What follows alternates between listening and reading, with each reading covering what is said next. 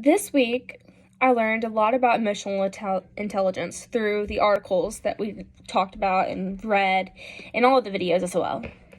I learned about how emotional intelligence can affect or can be used in the classroom.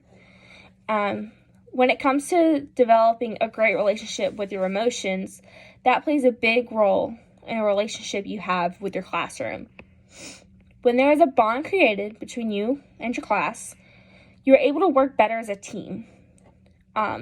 Emotions affect our learning, whether working as a team or as an individual.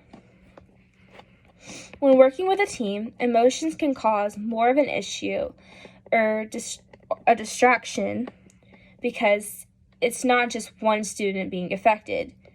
And I've noticed too when I've been in classrooms that there can be an autistic kid or someone with ADHD or some type of disorder that they can cause a big disturbance, whether being loud, throwing things, any sorts of thing, and everyone is just distracted by that one thing.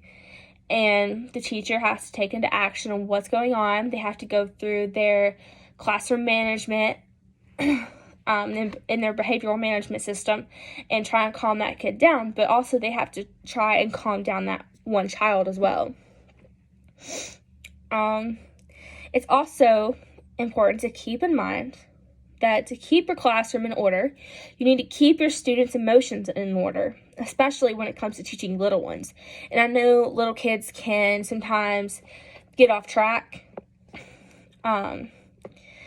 but, at that age, they're learning who they are or what emotions are really.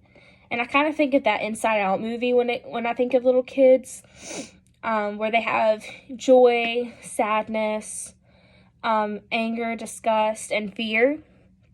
I think of that movie, and then, I want to teach 4th grade, so I think a lot about how they're going through changes, but in the movie, the girl Riley goes through changes. So that's one thing to keep in mind. Let's see. What else is there? It's also important to keep your classroom in order.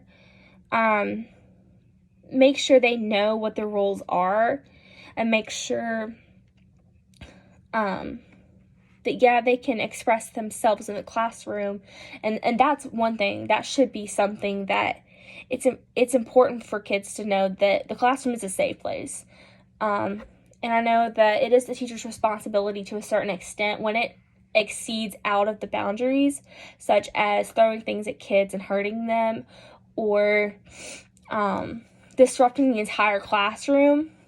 Then that becomes the special educator's responsibility, if there is one provided for the school. But some people don't have that luxury. I know my school didn't. But that's another thing. Again, I think this was kind of building off of last week's lesson. But that's all I have. I don't really have any questions for this week. So, yeah.